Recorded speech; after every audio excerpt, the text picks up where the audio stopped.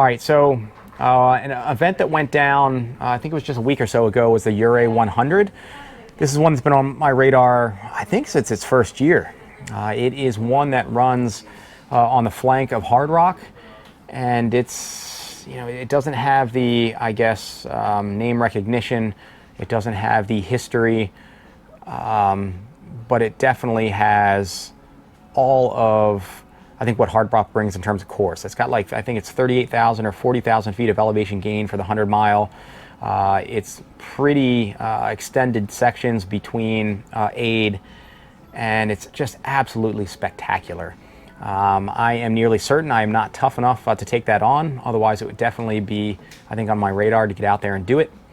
And one who did was friend Eric Kosek, as well as Bob Bauer. The clip ahead is going to be with Sayard on Eric Kosek, but a big shout out to Bob Bauer as well. I think he ran the 50 mile and went out, and I think he finished really well and kind of crushed the final descent. So nice work, Bob. But Eric Kosek has been coached by Sayard Tanis, another great endurance athlete and mountain runner in her own right. But as a team, they've been focusing on this for a couple of years. And so I wanted to dig in with both of them. And coming from Sayard, just how it's been from the coaching vantage point of training somebody for such an intense event, as well as being out there to both support and just see it all shake down.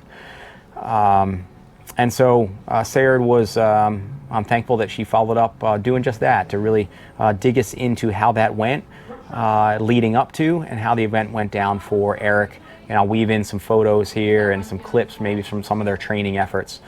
So I'm going to send us off with this. About, I think it's a 25-minute clip or so, digging into the Ouray 100. Check it out. Let me know what you think. Big congrats to both Sayard and Eric, as well as Eric's family and crew on the effort. And for me, I will see you next week. Till then, see ya! Hi Trails Collective, this is Coach Sayard Tanis. I just got back from Ouray, Colorado, and I wanted to tell you about the experience that I got to have out there as a coach and as a friend, helping out Eric Kosek and his family and friends as he completed the Ouray 100-mile foot race. So this dream of Eric's started over 2 years ago, and I got involved as his coach. And I had to comprehend the amount of elevation gain that would happen over these 100 miles out in Colorado at altitude. So once Eric gave me all the stats on the race, I started doing research as far as what the course description was, looking at YouTube videos from racers in the past, reading race reviews, just trying to get every bit of information I could about the race so that we could figure out the best way to prepare him to face the conditions. It's been 2 years worth plus of hard work for Eric, putting in the consistency to lay that foundation and build the fitness that he needed to complete the 100 miles out there. We really did not know what 42,000 feet of elevation gain and loss would feel like on his body and how the body would hold up. All we knew is we could build it to be as strong and ready to handle it as possible. I had him doing high-intensity VO2 max work, not only for the fitness benefits, yes, but more so even so that I could hope that he would be able to handle the altitude effects. So once a week he was hitting those very hard, building strength there, building efficiency there with oxygen carrying capacity. I had him doing hill repeats at least once a week, some form of hill work, whether it was powering uphill. We did a lot of downhill work, knowing that the descents could really tear up his quads over that many miles. Long runs, I did format them a little bit differently as we went along, because I looked at this more as how to build someone for a multi-day event, because he was going to be out there a very long time. That was the difference of how I would prepare someone for a 100-mile race that had, let's say 10 to 20,000 feet of elevation gain. So long weekends, back-to-back long runs, 3 to 4 quality workouts in one weekend, just putting them back-to-back with each other, making him do a quality run in the morning, quality run at night. So he might have 4 big 4 big workouts within 2 days. And I wanted his body to be able to keep turning around and performing again. I had him do a lot of quality work within his long runs so that he would know how to push through and have that quality again after already feeling the fatigue of miles and climbing. Having him do hours of climbing before hard mile repeats and then right back into hours of climbing again. Getting those transitions working where he could start turning his legs over again into running after a significant amount of climbing. That was just the foundation. Then we started getting a little more specific as we got closer to race time. And that's when things got even more fun, to figure out how best to build his body to take that beating. So there were big weekends. We had a week in the Adirondacks where Eric was able to have 6 solid days. Going in, the goal was to have 6 to 8 hour days with 5 to 10,000 feet of elevation gain per day, and just do that day after day after day to have his body adapting to that type of intensity. Fet Training Camp 2021. This is how the mornings go. This is the life of an ultra runner. We start at 3:30 a.m. on vacation. And it's what we do day in and day out. Never ends. It never ends. And it's amazing. And that meant getting up at 3 a.m. on vacation out in the Adirondacks and hitting those big climbs that we don't necessarily have access to right close to home in Pennsylvania. So he did take that trip to the Adirondacks to get some longer climbs in. And once he came back and recovered from that, bounced back, had a super long weekend where one morning had run 3 hours hard in a race, then turning right around and doing an all-nighter. We did an all-nighter of a 1,000-foot hill repeat and ended up hitting 15,000 feet of gain for that final climb weekend. At 7:30, if we get down here at 7:30, this motherfucker's not doing another one. Well, what if we're close to 15K? I don't care about numbers. You, fuck you. You can worry about your numbers. If we get down here and we have 30 minutes, we can go up for a little bit. You know what I'm saying. I don't care about a whole nother loop and staying out here till fucking... No, we don't have to do that. Don't mind me, I'm just gravy. We're almost done. I know. That, in my opinion, was for the descending, to make sure his quads could hold up to all those descents. So that 15,000 gain, I was banking on holding him together through the end of Ouray. I knew that was going to be 3 weeks out, let his quads repair, and they would be solid to go into the race. So that's a little bit of an idea, so you know what Eric was having to do consistently, not only for the last year, but for the year before as well. So we head out to Colorado. I was privileged enough to be able to go along with his family, Becky and Lauren and Casey, and then Laura and Logan also went out to help, and they were also there to pace him too. So we had a team ready to help get him through this. And we get out there. The beauty of the mountains is very hard to describe because it really leaves you in awe. It's breathtaking. We're getting closer and closer into town, and the mountains are just growing up and up where you can barely even turn your head far enough to see the tops. And you look out and you can tell that there's mountains behind mountains, and it's just endless, and you don't even know what you can't see from the mountains that are directly in front of you. And that's right where we're staying, right in town. We can look out and see these gigantic mountains, all the trees, the different rocks, the striations, the formations, and it really is mind-blowing and just leaves you so thankful that you're able to witness something like that and be in an area of such different beauty than we're used to seeing here on the East Coast. We did a few little shakeout runs trying to feel out how we'd be feeling at altitude, and you could definitely notice a bit of a difference as far as like heart rate and your breathing rate, but it seemed like most all of us were holding up pretty well. And I had been concerned that anyone on the team, not only Eric, but any of the crew and pacers might have been affected.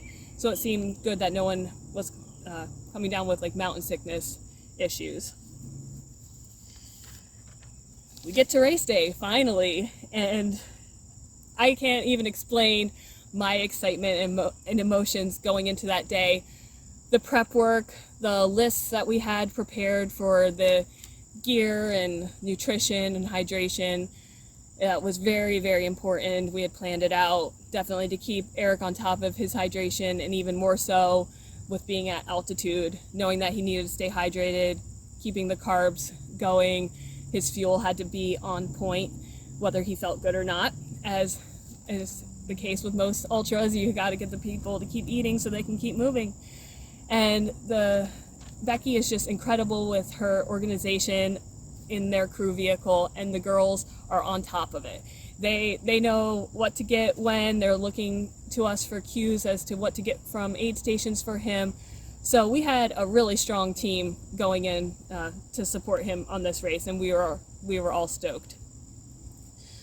All right, so the race course itself, it is basically designed to hit the highlight peaks in Ouray, and as such, there are a lot of out and back portions on this course. Most of it is all out and backs.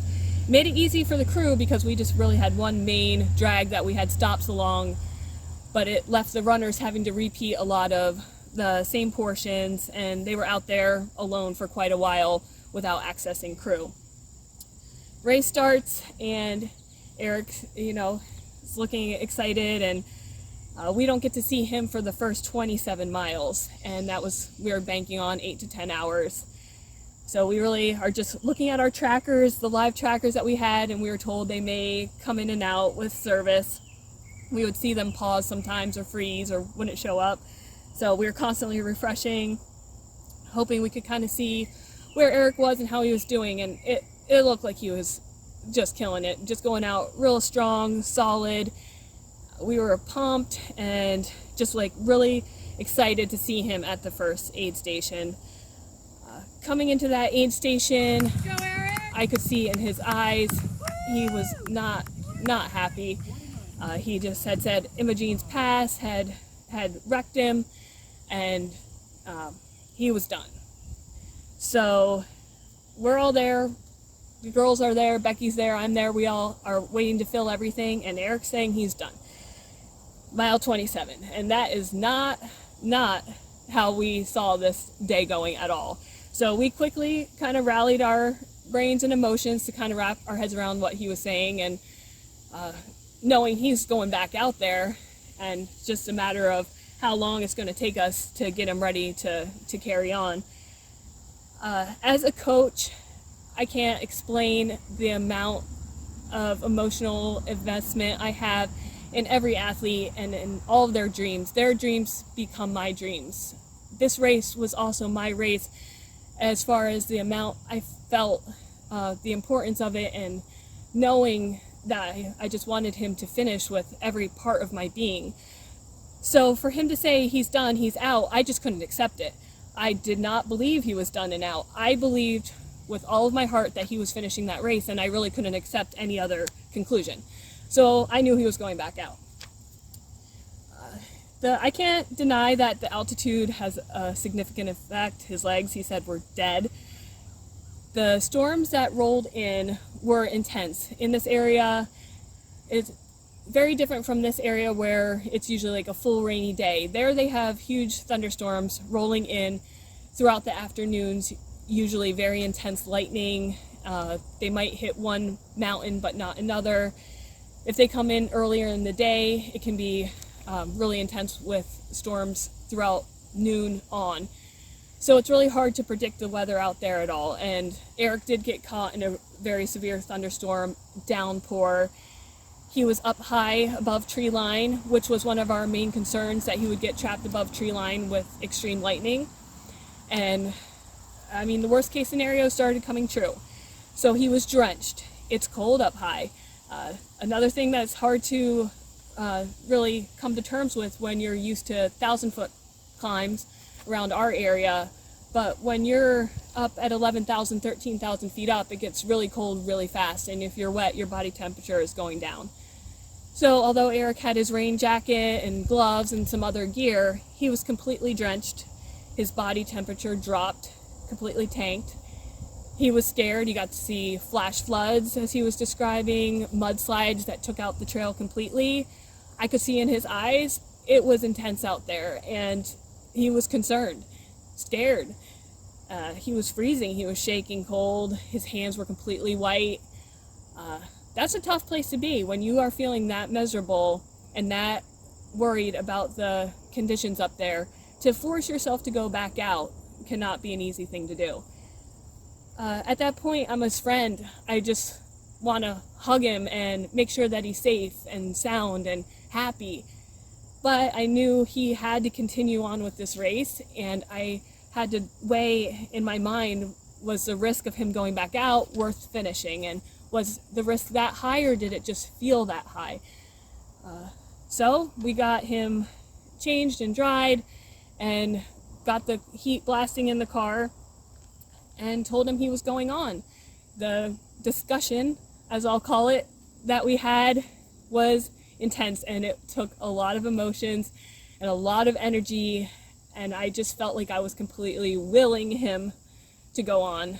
And came down to he got back out of that car, and he's the one that took that step to continue on, and I couldn't have been prouder. So off he went, and I was a bit concerned that, you know, he would hit some more bad weather and it would keep pouring. So we quickly rushed around and tried to come up with an idea to get him some more gear. And this is another amazing thing about trail runners. We told one runner from Pennsylvania, Mike, that we could really use some extra gear to keep Eric warm. And he gave what he had, and no sooner I'm getting messages from other runners from Pennsylvania that heard that Eric could really use some gear, and they're all getting together their warm gear for him. Becky went out and picked up some gear. I went out and picked up some gear, and we were ready to go for whatever condition he came back in at the next aid station. So it really is a great community that comes together to help people get to their goals. We all know what that feels like when goals are slipping away, and we want to do everything we can to hold it together. So after Eric continued on, as he took more and more steps, when he came back through that next loop, we could even see his pace on the tracker. It was picking up again, and it's like, yes, he's moving again. And we didn't really want to mention anything about it, just, get him what he needed and get him out again so that, there was no more chance of him wanting to drop out. And we really wanted to get to the point where he could have a pacer. So pacers were allowed after mile 53, and Becky was up to pace him first, and I was so thankful. I knew he would just, have renewed life when he was able to get moving with her out there, and it was pitch dark night by that time, but the storms had passed. They got to do that climb together, and as I saw their headlamps go off together, I just felt this relief, like he's past halfway, he has Becky, and he's gonna keep moving. So we get through the first night, and at that point, we're looking at possibly 2 days, 2 nights with this race.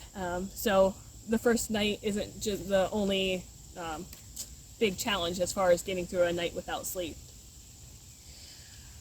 Morning came, and he was still moving right along, moving solid, and it wasn't always pleasant, but the beauty and all the different sights that he got to see, the meadows that we had only been able to see from down low. When you get up high, you can see all this grass, and you think, oh, Sound of Music, we could just roll around up there, but what is it really like up there? And then I get a text from Eric that says, I made it to the meadows, and I just felt this joy inside that he's experiencing all this.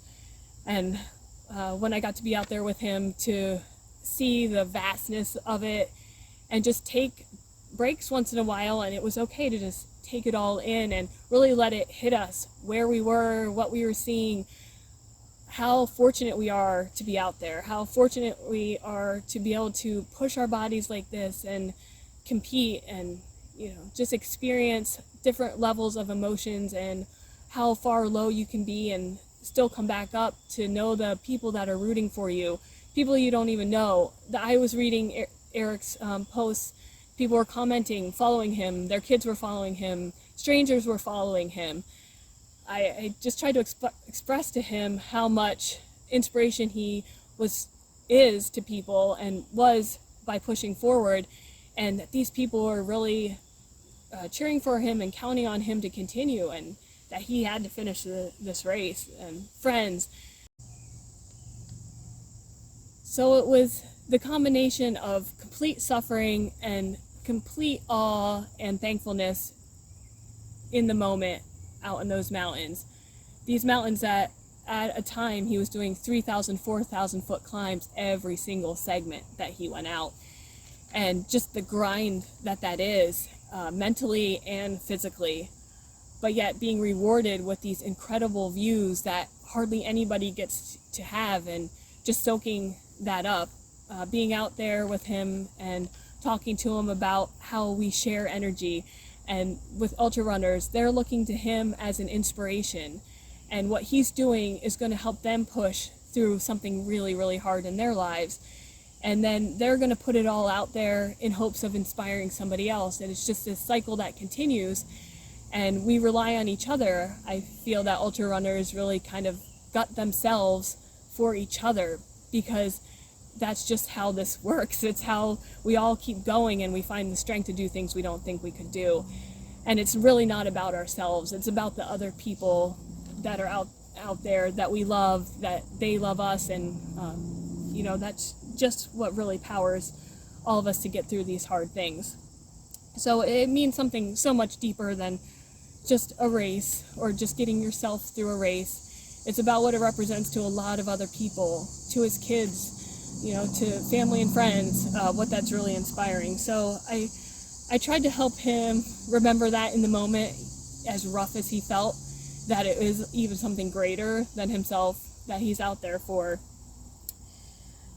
I'm very proudly wearing my Pacer band as long as it'll stay on, because it really is an honor to be part of something that huge. So the hours went on, and we're going to be coming back into the night, and there were 16 total segments. We had to go another 22 miles without having any crew access. So there are long stretches where these runners don't have a crew. They can finally have their pacers after 53, and then going into the final stretches, I could see the relief on Eric, like that he knew each one was checking closer and closer to the end. He was cycling through pacers, so he got to have fresh company and help with Laura and Logan, and I know that really sparked him to push through those stretches. And then going into the final stretch, which is just cruel but amazing, that they give a 11-mile stretch for the final push with almost 5,000 feet of gain in one single climb to finish this off. And it's dark and it's out there. We called it, we were going to Mars, and it just seems like you're never going to get to that hole punch that you have to hit at the peak. And you're climbing and being above in the 12,000 foot range for hours, climbing and not having the energy and the oxygen that you're used to having. And Eric on 90 plus mile legs at that point, and he's still pushing and grinding it out. It was incredible to see him do that mentally, and then also to see how his body held up and it kept cooperating through all of that. And then the emotions start flooding in, like, he's doing this. I always knew he'd do it, but to actually be there and know he is doing this and he's about to finish it off, it's undescribable, really. So we've had our trip out to Mars in our bubble with our headlamps, and it's a magical feeling and a wonderful connection that you get to make with people when you know them at that level. Eric came in, and you think like you've accomplished something so amazing, so incredible, and it's pitch dark coming into the into the parking lot. No one cheering, no one in sight. There's no big finish line or lights. It's 2 cones out there, but his wife Becky and his 2 daughters Lauren and Casey are there. And I mean, what more could he need as he finished that off at 2 a.m. So he finished that race in 41 hours and 56 minutes. And he gutted it out the entire way. I don't have the final numbers yet on the number of finishers, but to give you an idea, there were, I believe, 130 registered, 120 started the race, and we're looking about around 30 that finished. So he's one of 30 to 33 finishers in a race that started with 120 runners. Yeah, you can see how I feel.